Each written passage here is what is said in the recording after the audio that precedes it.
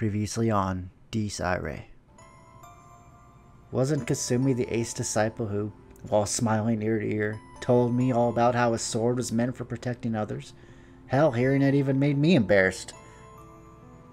So what was she doing now?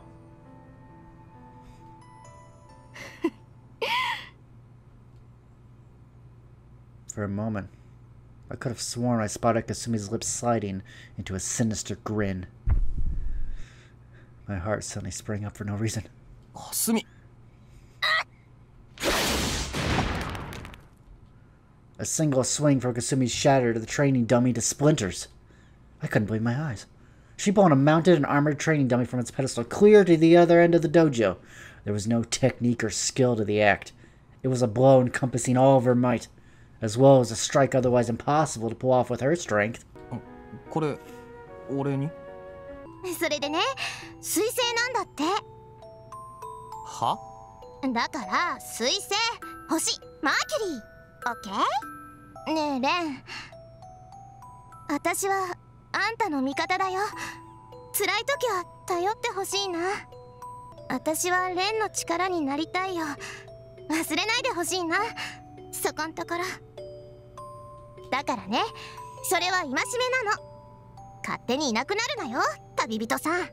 おかえり。また会えたね、カリオストロ。Episode 14, Enthüllung. As the melodic voice of the girl filled my ears, my consciousness faded away.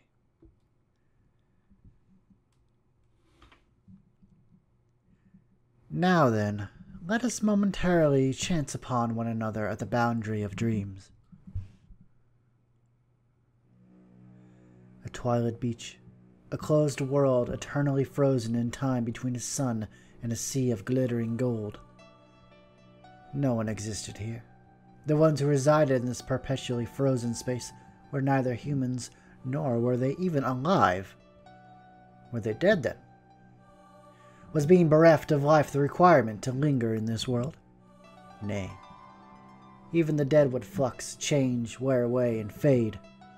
If so, she who resided here remained an everlasting, unchanging nil.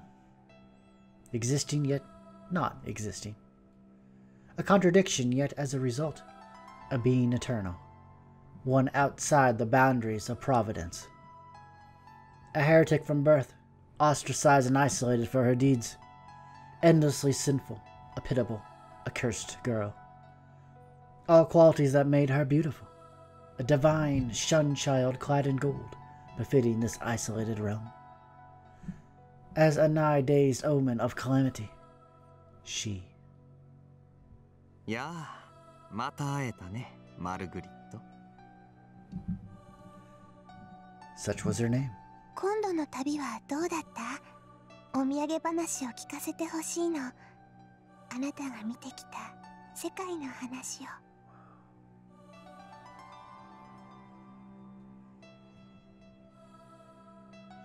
今でもあなたは旅を続けているんでしょ？ああ、そして君は今でも歌っているのだね。The being who addressed the blonde-haired girl was Enigma incarnate, like a shadow graph riddled with holes, if one had to present a suitable parallel. The tattered cloak he wore made him resemble a messenger from the netherworld itself. His features denied distinction between man and woman. In actuality, this being had no face to begin with. He held no purpose, no individuality. One who merely crowned himself with one of countless designations to be used as a name, yet lacked one that permanently defined him. 寂しくはなかったかい？ずいぶん一人にさせてしまった。私を恨んでいるだろう。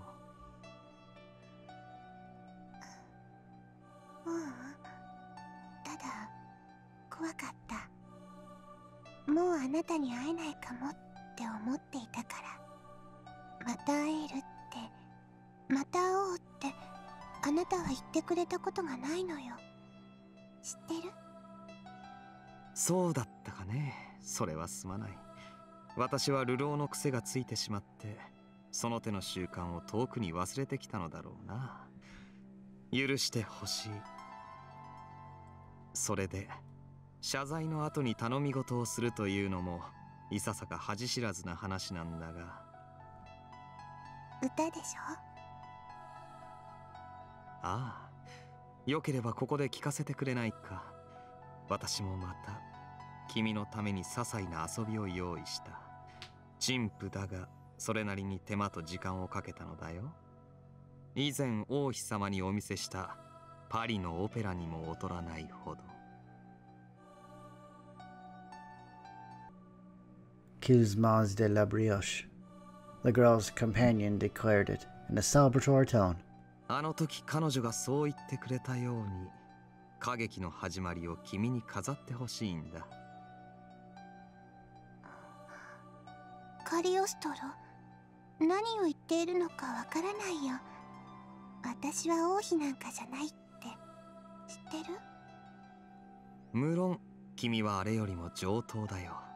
長年にわたるさすらいを振り返っても未だ君を超える美は知らない。私は誰にもそんなことを言われないのに。しかり、それゆえにだよ。誰も彼もが君を恐れ、憎み、直視をためらい、忌避を選ぶ。なぜか。それは君の美しさに絶望し、己の矮小さを認めたくないがためだよ。人は理解不能なものを悪と呼び、恐怖するようにできている。くだらん。実にくだらんね。そんな保身や虚栄を大義に、一体どれだけの輝きが失われてきたと思うかね。それは私が最も嫌う行いなのだよ。聞いてほしい、マルグリット。忌まわしき罰当たり後、神の呪いを受けし君。私はその美を信仰している。ぜひ我がオペラの主賓となっていただきたい。見返りとして君の呪縛を私が立って差し上げよう。以前の旅でとある友人ができたのだ。とても強く恐ろしく地獄の塊のような男だが、彼もまたある意味で美しい。その力を貸してもらう約束を私はすでに取り付けているのだから。彼、それは怖い人なの？ああ、怖い。とてもとても、誰よりもね。私が今まで会った中でもあれほど凄まじいのは見たことがないほどだよ。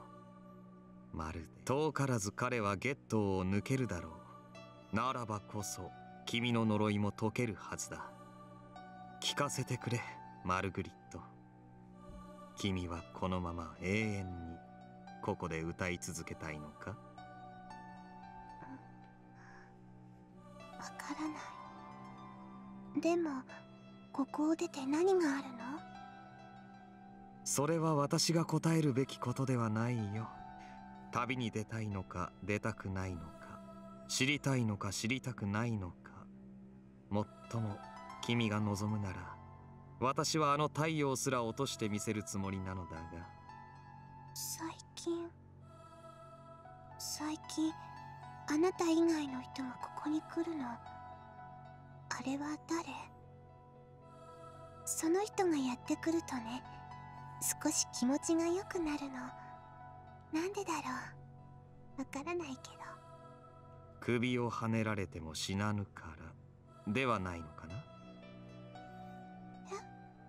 私といえども君に触れては無事に済まぬよ、マルグリット。だが彼は違うのだろう。君のつがい、あれを作り上げるのには苦労した。意中の女性へ捧げる贈り物としてなかなかいい出来であると自負しているがね。あの首飾り、身につけてみたいとは思わんかね。とても似合うと思うのだが。答えを急ぎすぎたかな。では質問を変えよう。君はあれにまた会いたいと思っているかね。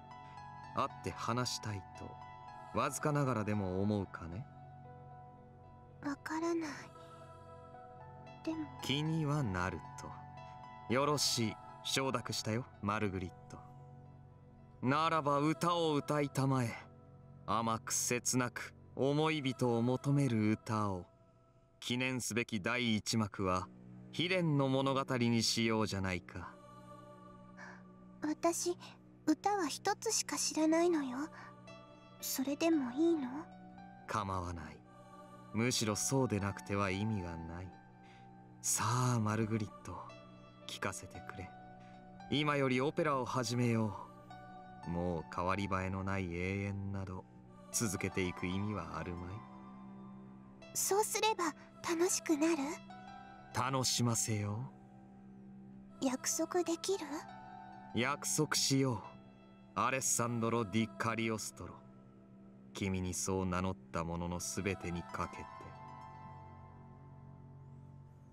A ripple ran along the shade, almost as if it was laughing. Two snakes stretched from its right hand and became entwined in a difficult-to-describe, otherworldly shape that could very well be a staff or a sword. さあ、ツァラトゥストラ。我らが愛しの君がお望みだ。The being raised its hand like a conductor as the girl began her song. His cloak then expanded to infinity, covering sky, sea, and sun alike in darkness. Night descended upon that shore of eternal twilight, and the cogs of frozen time began to stir once more. With it, words, like a spell chanted, reverberated across that gradually blackening realm. Vermin est sin mendatio certum est vericium. Quod est inferius est sicut, id quod est superius. Et quod est superius est sicut, id quod est inferius. Ad perpetranda Michaela rea unis. He was Asver, the wandering Jew. He of many names, and of a life-spanning eons. The shade-like spellweaver's voiceless recital endured. ではこれより、今宵のグランギニョルを始めよう。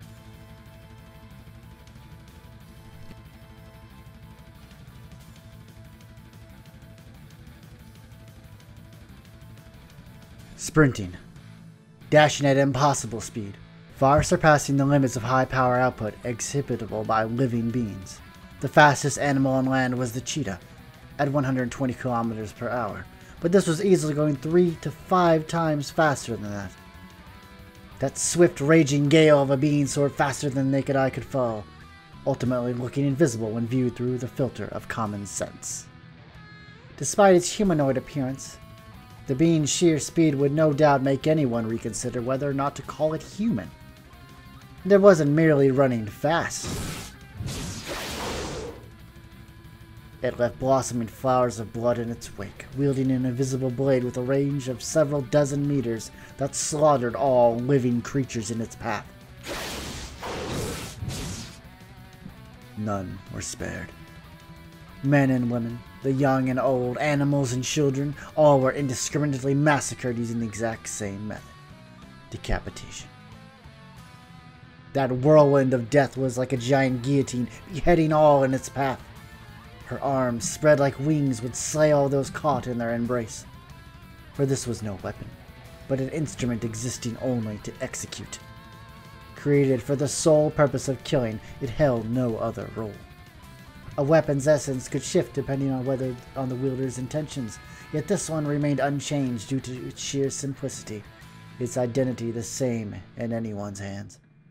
As such, to find it so thoroughly without peers in the art of murder was no doubt a natural consequence. However, that being was currently under pursuit. A giant lance-like stake from above blew up a passing car, yet mysteriously enough, the accord pierced by the telephone pole-sized stake turned into a rusted heap of iron moments before it exploded. Its passengers aged into mummies before they could even burn to death.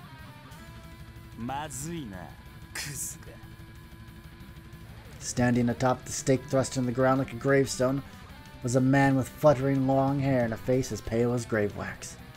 A system of strung-up vein-like lines rushed up the stake and spread throughout the man's body from his feet. He absorbed it all, Gasoline, water, blood, all the nutrients of the stake's victims, as well as the souls they required to function. Wilhelm sneered as he watched his prey continue to run without stopping.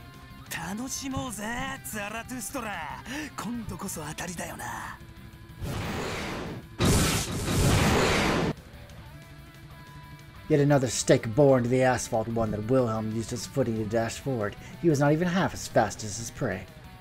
Yet despite that, the sheer difference between the length of their steps was enough for the ivory demon to rapidly close the distance. All those dozen or so meter-length stakes were growing out of his feet, acting as extensions. Though his own body was the size of an average man, a single step from him could cover a colossal distance.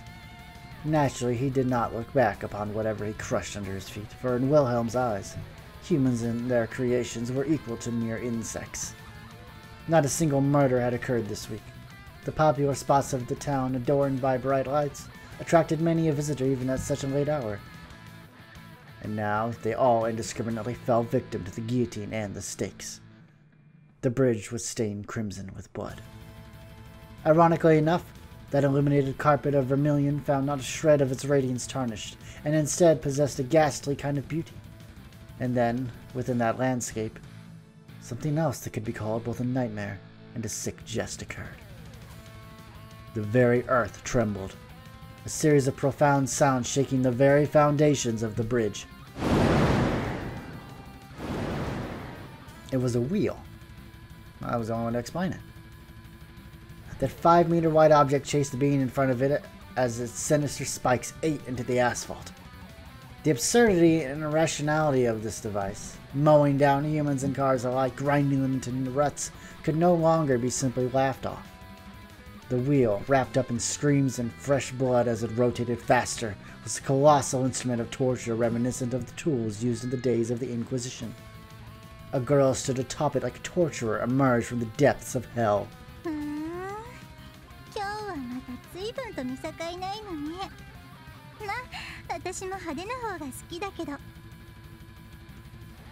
Her tone carried a mix of joy, excitement, and scarlet casualry.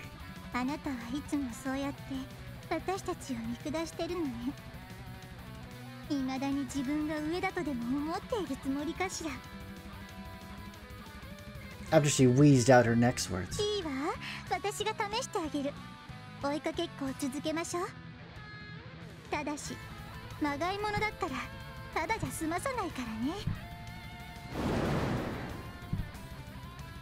The Nagzair spread out in all directions from the tracks left behind the wheel. It covered the bridge in a flash and devoured every last corpse and wrecked car, leaving nothing behind. The act was absurd and extreme beyond belief. Silencing all witnesses and destroying the evidence in a single sweep of one-sided genocide. Indeed, once that scale reached that level of absurdity, any man of common sense would be hard-pressed to label this phenomenon as anything other than explicable.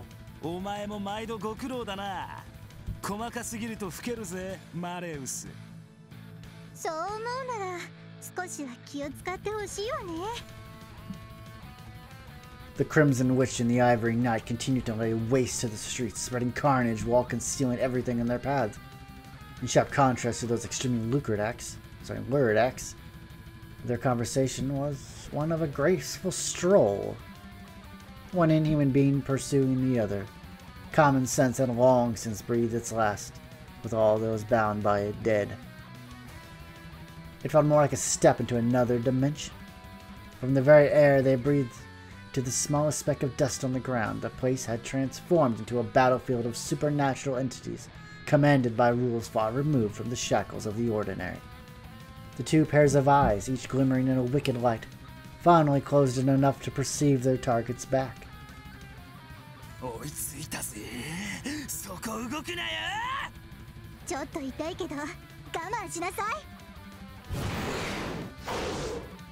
On that order, a stake about as wide as an adult's waistline shot out of Wilhelm's right palm like a cannonball, with a bundle of chains armed with rivets jetted out of Rusalka's shadow all at once. Man. Would their target be skewered, or would they be caught and ripped in two? Naturally, they did not believe this would be enough to finish their prey off. They were up against a substitute of Mercurius, their former vice commander. Even if their prey made a mistake, it probably wouldn't be enough to kill it. And then, if said prey could actually be taken out this easily, it would have been completely useless to their purpose to begin with. If the prey was going to die, it would do well to die fast. They would never allow powerless, inferior scum to be part of the glorious obsidian round table. In that sense, all of their attacks were dead serious. They were still on Yedzira degree, a level below their true power, but other than that, their dance of death remained devoid of even the tiniest speck of restraint. A normal person would die instantly. An attack from a weaponized Anabre would slay all, even spirits without bodies. Humans, demons, or gods, it mattered little. They would exterminate all that stood in their path. No method existed that could nullify a strike from an Anerb wielded by war demons like them. As such, they anticipated the following. Their prey would survive, but would not escape unscathed. Even if it poured its entire being into defense or evasion, their prey would still sustain a grave injury. And when that moment came, their pair would seize the opportunity and capture it. Other than being a tactfully sound plan, they most likely had no other way to keep their target alive. However, the last thing they expected was their prey to see two attacks that could certainly kill anything they hit, and take them head on without even trying to dodge.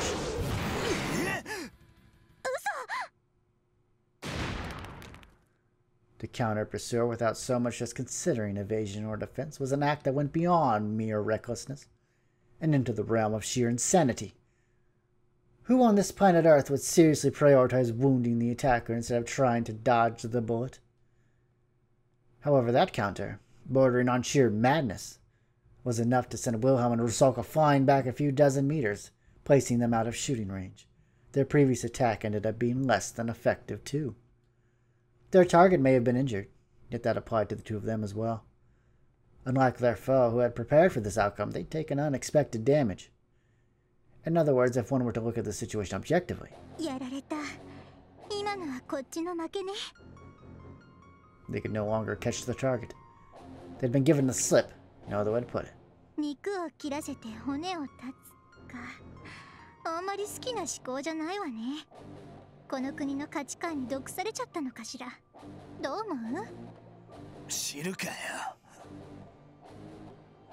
Wilhelm's begrudging tone and demeanor hid very little of his rage at being humiliated.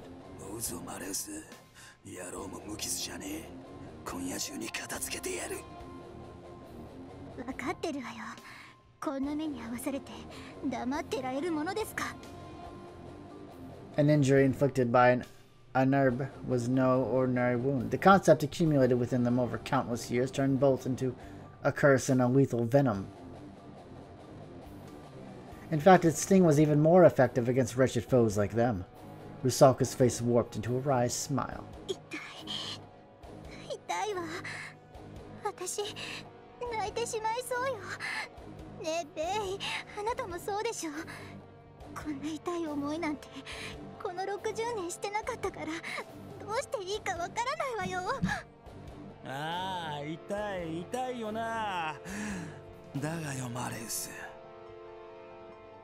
A long-forgotten sensation. It may have felt good to effortlessly slaughter thousands, but this was the true essence of waging war. They felt the tension and exhaustion that only a battle to the death, with each side being entirely on the line, could offer. After having gone so long without a worthy opponent, they appeared to have almost forgotten what it meant to put their lives on the line. The glamour and the glory of the battlefield, the spark of a dying flame following a clash of souls. The sheer beauty and ecstasy of it all. How grateful they felt to be once again reminded of it. Even scorching pain would be a nectar most sweet to them.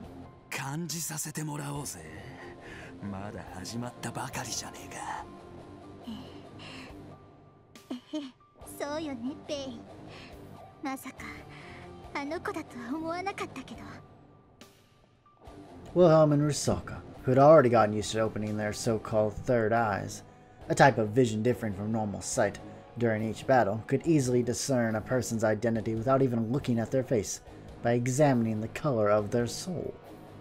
Furthermore, the color they spotted in vivid detail was one of sinister magic, with a series of vicious and indiscriminate slashes being launched in all directions from its epicenter. 発動箇所は体の末端。射程は20メートル弱で近いほど威力が上がる。典型的な融合型の力任せね。パッと見はあなたに似てるわ。でもそれだけじゃねえだろうよ。野郎のエイビヒカイとは一人だけ趣旨が違う。なんせ本家本元だからな。まあどのみち捕まえればはっきりするか。行こうぜ。Wilhelm and Rusalka commenced their pursuit once again, their regenerated wounds emitting red smoke. Not a trace remained of the carnage and destruction that took place upon the bridge. The dozens of citizens killed tonight would no doubt be dismissed as simply have gone missing. Normal people by nature couldn't hope to comprehend inhuman principles.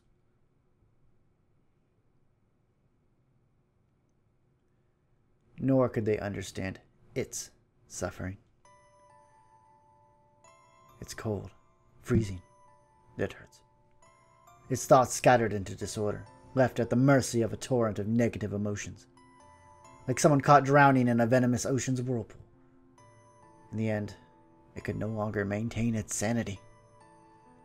Or rather, where did sanity end and insanity begin? If the ability to restrain oneself was the sole determining factor, then one had no choice but to say that it had been insane from the start. It wasn't driven by a desire to kill. It didn't wish to. But neither could it stop. Why was that? It could no longer distinguish between the objective and the subjective. Almost like it possessed multiple heads. It was freezing. And it hurt. Tremendously so. No doubt a natural result of having been submerged in the cold, winter waters, yet by the time its face broke the water's surface, the pursuer's presence had already faded. It had successfully shaken them off.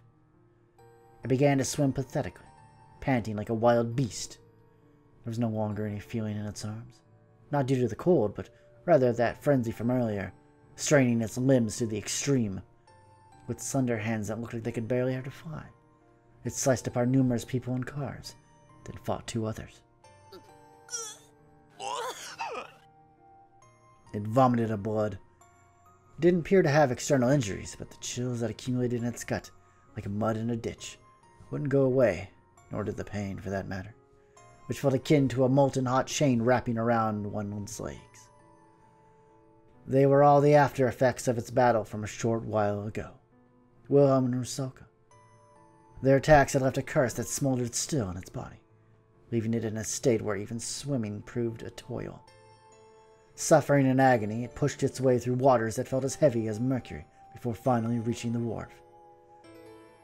Why did the tears refuse to stop, trickling ceaselessly down its cheeks? Were they out of pain, fear, or joy?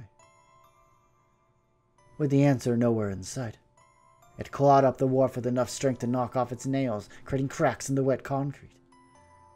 The act went beyond superhuman strength, entering the realm of the outright inhuman. That power whispered. This wasn't enough. Cut, cut, cut, cut, cut, cut, cut. More, more, more, more. It crawled its way out of the ocean, laughing as if stimulated by that very voice. This wasn't enough. It had to cut more and more. It had to devour more and more. It had to sacrifice more and more. He needed to get strong. So she had to pull her weight. She would be his strength. She would help him. That wish meant everything. She could think of nothing else. But when and why did she begin to think that doing this sort of thing was okay? なるほど。つまりカルケウス。頭が2つで必要に応じ首から上が切り替わる。そういうからくりだったのですね。すっかり騙されましたが、これで全て説明がつく。問題はどちらが主体なのかですが、あなたはどう思われますか？さて、正直迷うところですね。The sickening sound of breaking neck bones. Valeria Trifa wore a faint smile as his companion stomped on the security guard she had knocked out, robbing him of life. だがどちらにせよ、すぐに答えが出るでしょう。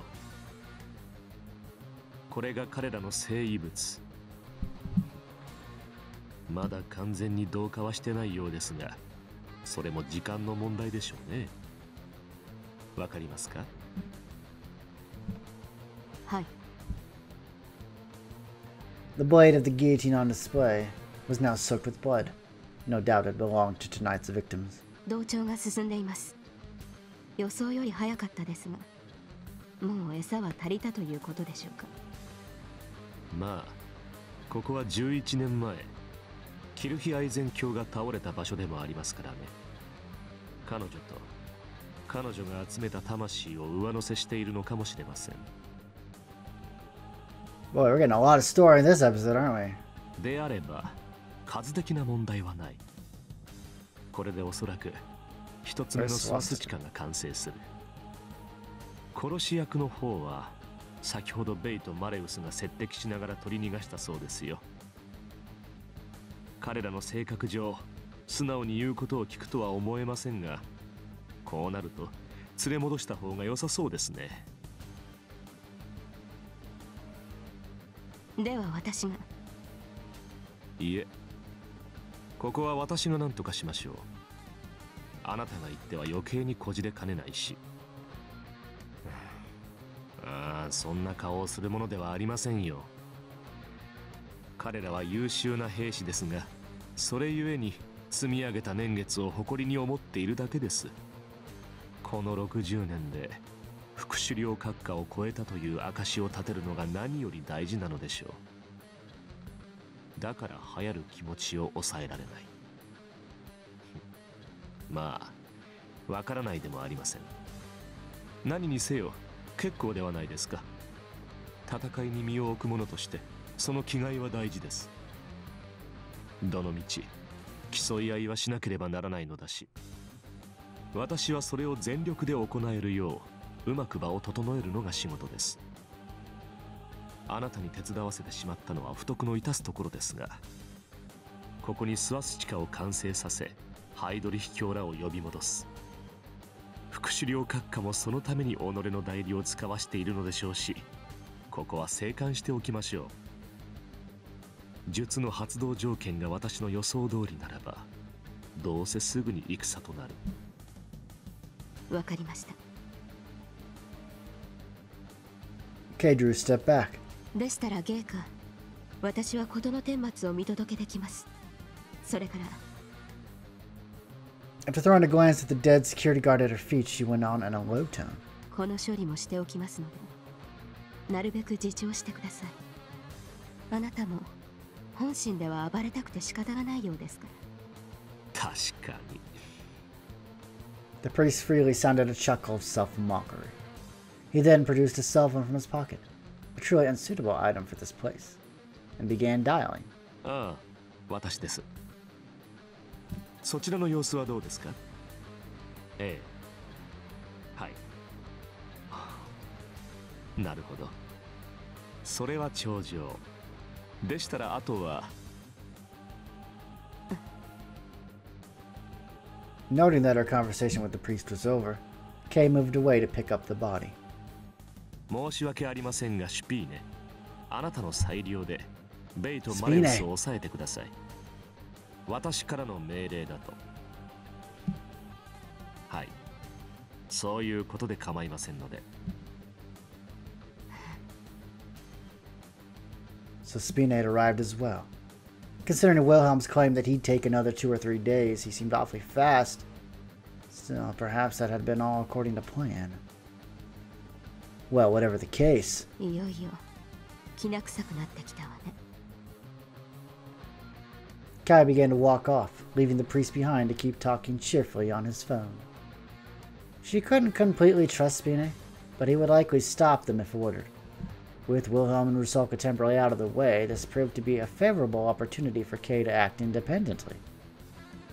The substitute of Mercurius, vice commander of the Longinus Drazen Orden, would probably be best for her to confirm its awakening. The clock had struck midnight. If she heard, she would have just enough time to make it. 約束するよね。 How many hours had it been since I'd hesitated over that question?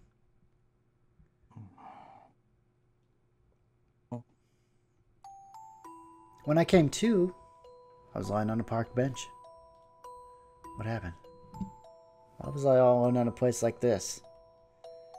Checking the time, I found that it was already 20 minutes past midnight, 2 hours since I last done so. It couldn't be. How did that happen? I forced my brain to operate at full power in an attempt to make sense of this whole situation. Ah, right. Kasumi? Where was she? Looking around, I found the place completely deserted. You had to be kidding me. It was almost like... The moment I attempted to stand, I felt pain akin to an electric current rushing through my entire body. All my muscles creaked for some reason. I honestly had no idea why. It shouldn't have been related to sleep. I mean, it felt like I'd abused my power past its limits. Did that mean I ended up doing the same thing as before? Which meant I robbed Kasumi of her. Yeah. No. That couldn't be true. It couldn't be true. No, no, no! I did no such thing. Like hell I could ever kill Kasumi. She had to be okay. I was certain of it. There was no blood around me, and her screams could wake the dead. I obviously would have been no exception. That's right, she's not dead. She's fine. She's fine. I'd find her. I didn't know why she was not here, but it was probably related to the fact that I fainted. She must have gone to call for a doctor or something. That had to be it. It was not entirely nice of her to leave me alone in a place like this, but this was all my fault. I'd find her as quick as I could, convince her I was okay, put up with her usual antics and lectures, and then go back home. Like old times. That was all I had to do, no big deal. We could then return to our usual day-to-day lives. So I had to stand. Shouting that to myself, I spurred my creaking body to stand up. How far could she have gone in the 2.5 hours I spent blacked out? Despite feeling like I was just about ready to fall over, I started staggering forward. My thoughts were assailed by white noise, my sight scrambled by a sandstorm. My head felt like it could split open. I kept ignoring the creaking in my body, only for my brain to start boiling. Now I couldn't even think straight. What kind of places would Kasumi go to? What were the closest hospitals? And now, first of all, was there a more efficient way to look for someone? I wasn't in some historical drama. There was no need for me to run around town like a headless chicken in order to find a missing person. Here in the 21st century, we use a simpler, more certain method. So I'd use that right here, right now. Seriously, what kind of dumbass was I to pretend not to know about it? I mean, that made it sound like I was scared of seeing her. Right? Scared of Kasumi? Seriously? Scared of that stupid and helpless simple childhood friend I'd grown to treat more like a sister than a woman? We were talking about the same girl who came over every morning to wake me up of her own volition. Would always cook meals for me that were neither amazing nor inedible, and was both extremely clingy and frank. Why would I ever be scared of seeing someone like her? Oh, that was being ridiculous. Absurd. This anxiety was completely unwarranted. I needed to just do it and get it over with. And during the splitting headache, I slowly lifted my still trembling hand. All I had to do was stick that hand into my coat pocket and pull out my cell phone. Then I'd call her, and everything would be fine. Hearing her usual lively voice would put an end to all this. So why? Why was I hesitating this much?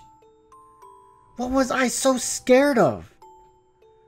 I hadn't harmed Kasumi at all. I would never do that, not even if heaven and earth turned upon themselves. But the fact that it was my instincts and not my rational mind that was rejecting this meant that meeting Kasumi would put me, and not her, in danger.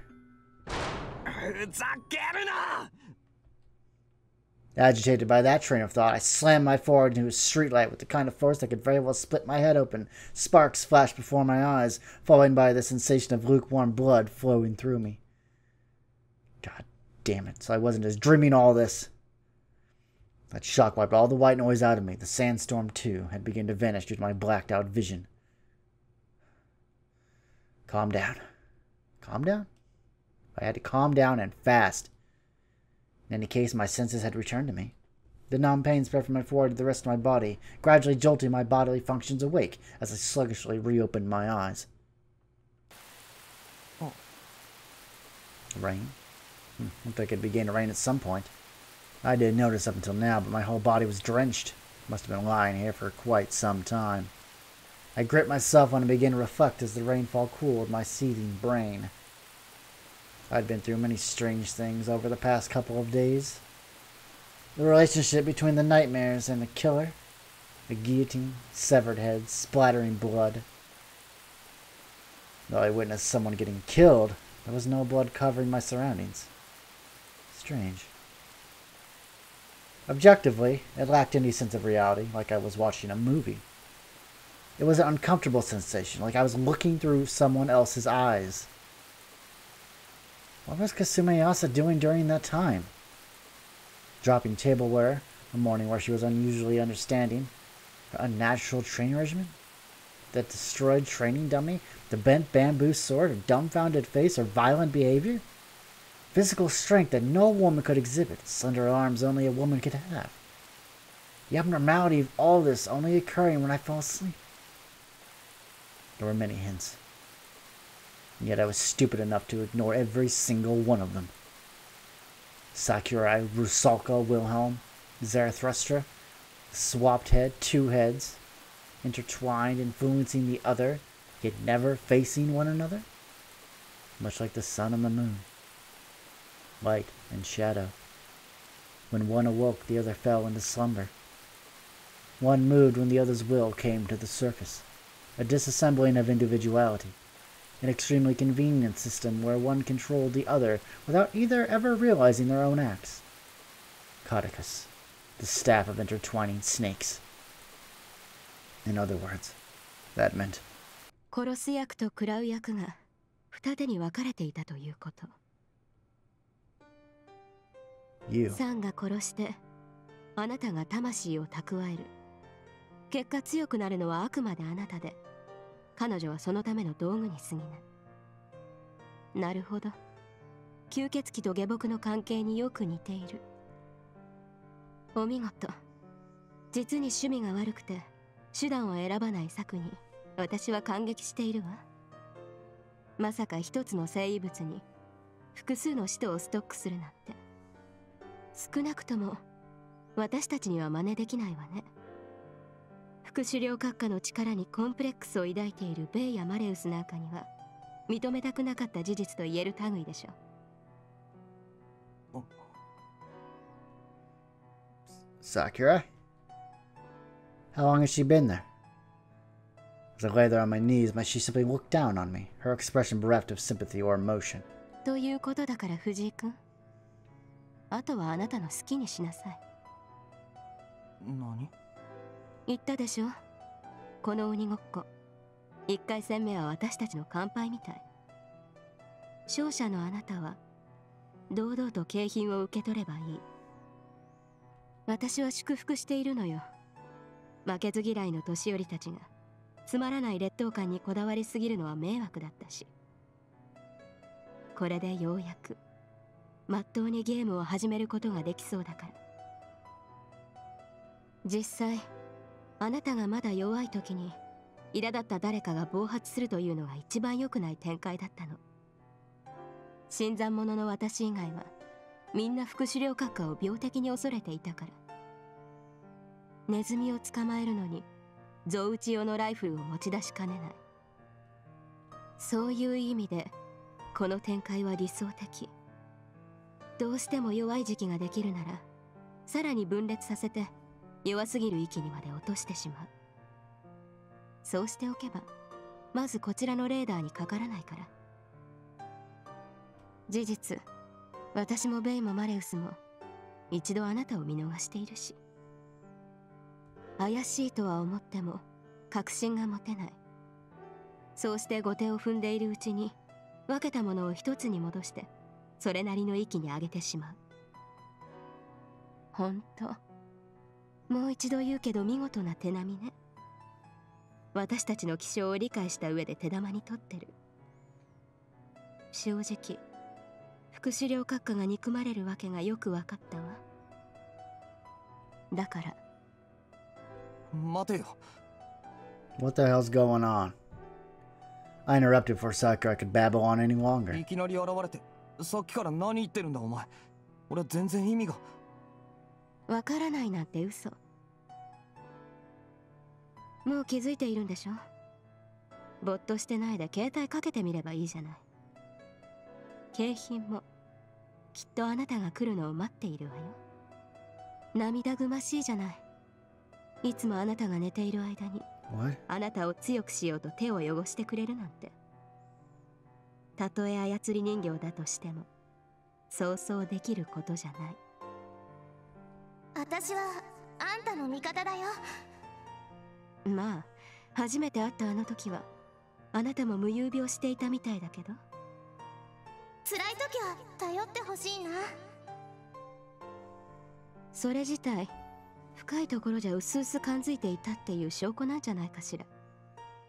彼女のことが心配で無意識に眠ったまま後を追ってしまうくらいなんだし。結果時が来るまで隠れ蓑に守られているべきあなたが私たちと接触したのは、まあイレギュラーといえばイレギュラーよね。私はレンの力になりたいよ。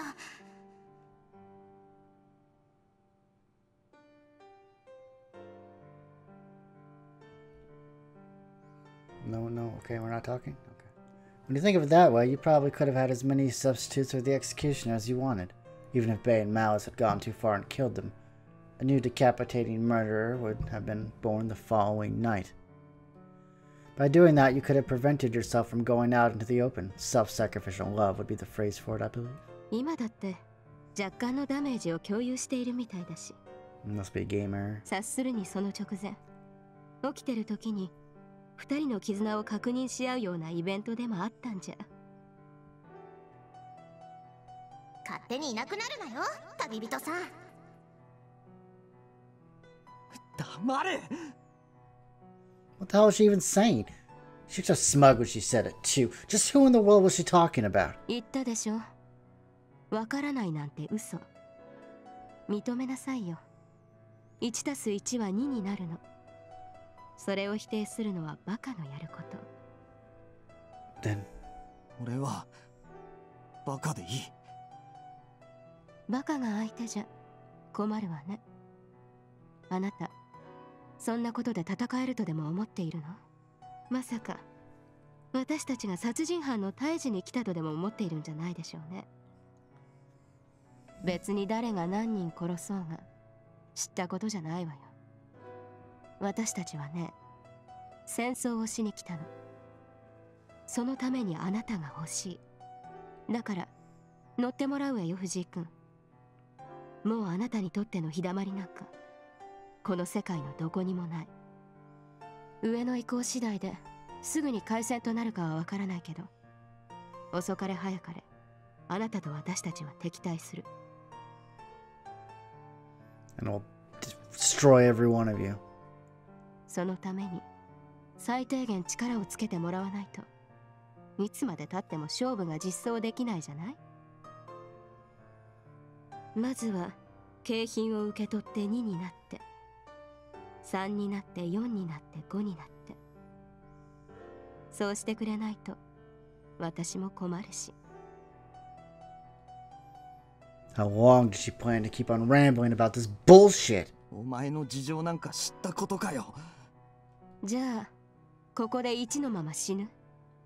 何度も言うけど私以外の年寄りたちはコンプレックスの塊よ。あなたがコンマ1以下でも叩き潰して自分が上だと証明をしたがってる。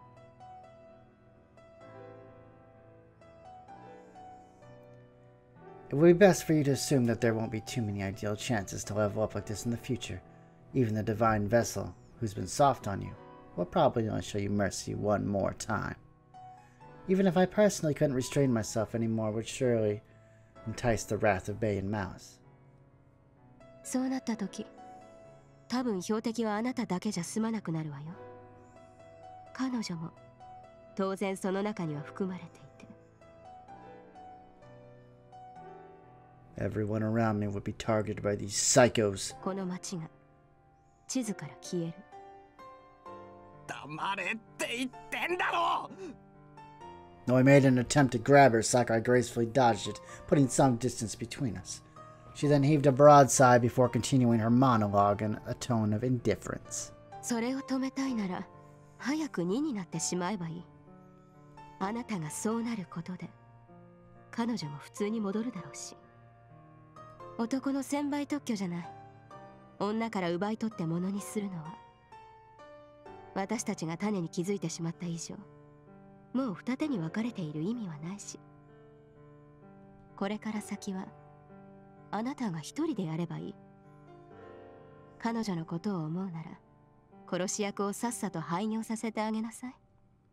それが終わるまでは、浮気しちゃダメよ、藤井君。抱きしめるなら、私より彼女が先ね。ちょっと焼けるけど、そこは譲るわ。だってあの子、あなたが1週間も禁欲なんかしていたせいで暴発しちゃったんだから。I'm sorry, what? How did we get on this concept? 追いかけて抱きしめて慰めてあげないと、男が廃るってものじゃないの？ What's with the dreamy voice? じゃあ、頑張って。かっこいいとこ見せてちょうだい。待て! I reached out for her again, but Sakurai vanished before I could grab her. Judging from her final words, she wasn't going back, but rather to keep watch somewhere, apparently. The hell?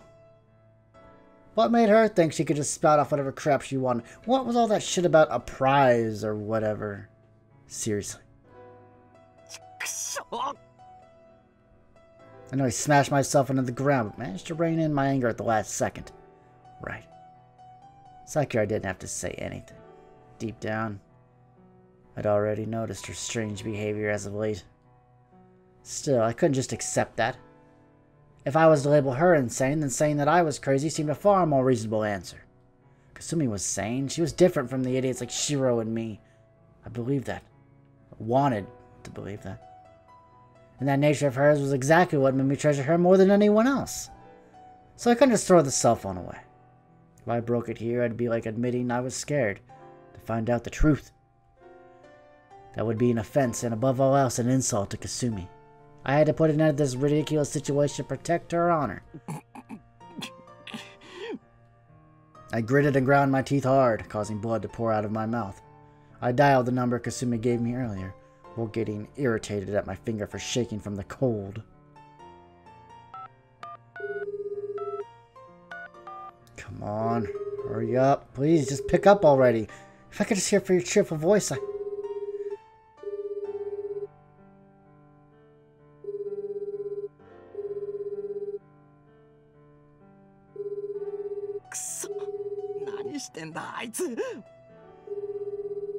Growing impatient, I broke off into a run, the cell phone still ringing in my hand.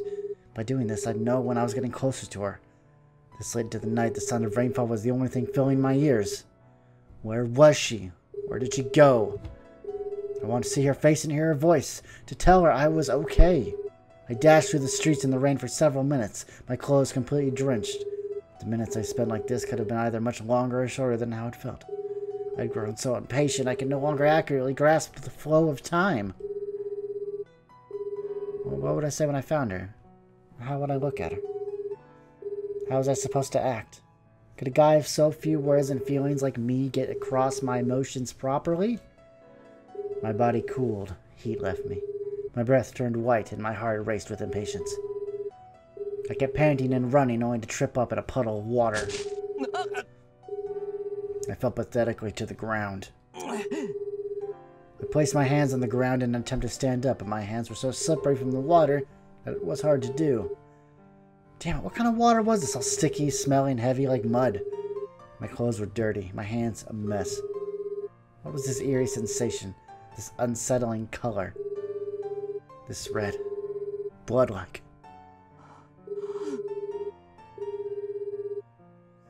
Why wasn't this a dream? This was neither a hallucination, nor an illusion. I wasn't deluded, and I certainly wasn't just imagining things. The scent of rusty iron, particular to blood, pierced my nostrils as I heard that familiar ringtone. What the hell? Was this some kind of a joke? So I wasn't laughing. If this pool of blood all belonged to one person, then why was her cell phone ringing right next to it?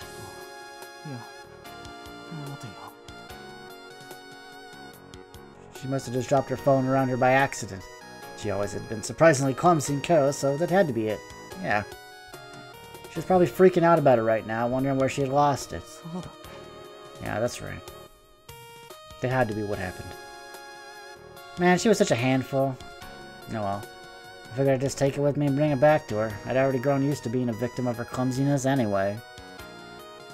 Thanks to that, it'd be harder to find her. Oh well. In for a penny, in for a pound. I'd search the entire city all night if I had to. Screw tomorrow's classes. But I had to find Kasumi's phone first. It was probably lying around in the bushes there, no doubt about it. That had to be it. Yeah, absolutely. No doubt about it at all. But even though I desperately wished for that to be the case...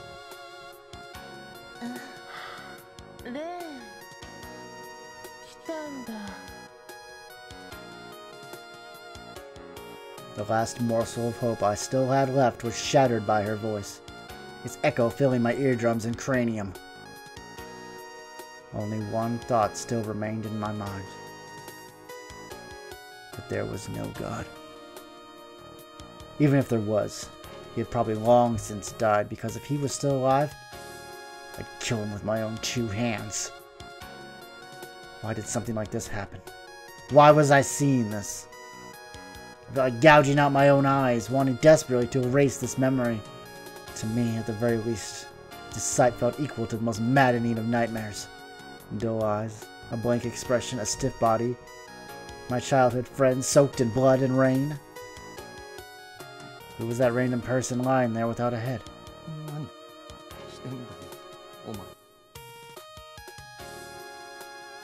My voice sounded like someone else's, and though it trembled ever so slightly, it remained blindingly clear. About as clear as this whole situation. Someone had died. They'd been murdered. Relentlessly. No doubt about it. My God.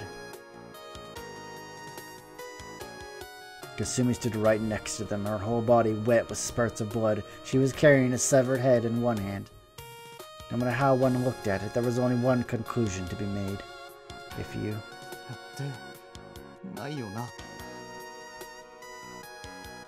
Kasumi returned my unbelievably stupid question with a blank stare. She tilted her head to the side, causing the one in her hand to wobble.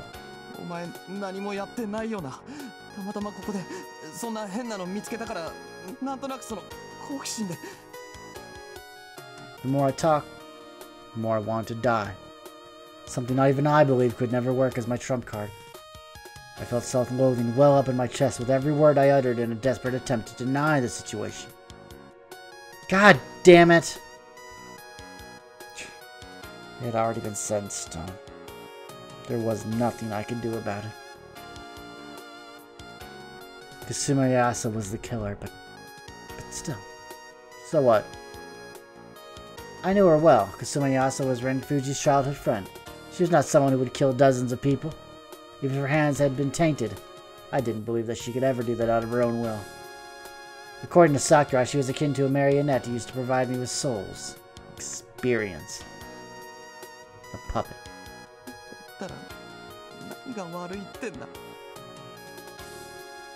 Laws didn't matter. Morals didn't mean a damn. I wouldn't let anyone as well blame Kasumi. She'd done nothing wrong. On my scales, protecting Kasumi's individual life weighed 1,000,000 times heavier than the chagrin of the murdered, or the pain and sorrow of their bereaved families. They could go to hell for all I cared. The living mattered more than the dead. If I didn't protect her now, another decisive push would be all it took to send her falling. So.